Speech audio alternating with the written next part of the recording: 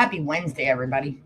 I've heard from a couple of people this week that said, "Oh my God, Robin, we're going to set up our envelopes so that we know how to get our spending under control." Here's a few that you might want to do. You got groceries. How about eating out and some fun? Personally, I have to have a whole envelope just for Cadbury cream eggs when those are out. But one of the things I want you to look at is your next challenge.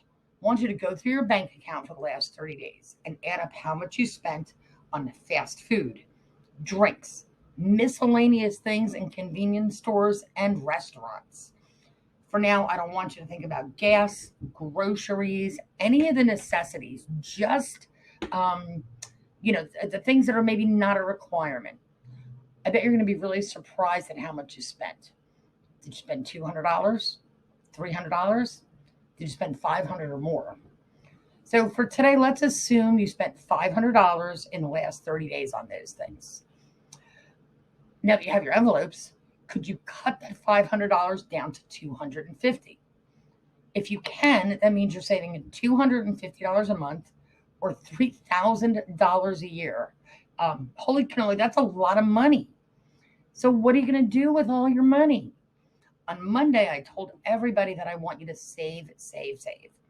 Today, I want to give you something else to think about. I want you to think about using that money to lower your debt. That can also help raise your credit scores. So, do you have a whole bunch of credit cards with very small balances? Or do you maybe have a few big ones with higher balances? So, if you take half of your $250 a month and put that right on your small credit cards, I want you to do that. Let's say you have 4 credit cards where the minimum is $25 a month, because that's usually what they are.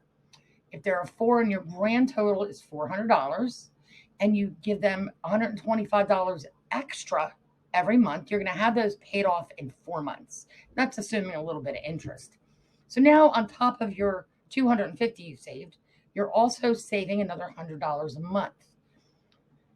Assuming we're taking half of our first $250 and put it in savings, you got $125 for bills, add that extra $100, and now you have $225 extra every month to pay off your debts and still save money. Our financial goals really should be to be as free of debt as possible while still having enough money to buy a home and retire comfortably. I hope this example shows you how fast you can accomplish these goals by just getting a handle on your spending. It's really hard until you start doing it to realize that very small cuts in the things that you do every day and every week are going to make a huge difference in accomplishing all of your goals. I hope today's information has been helpful. I would love to hear from people who are not afraid or ashamed to give us some examples. Tell me how much you found you saved. Tell us what your goal is.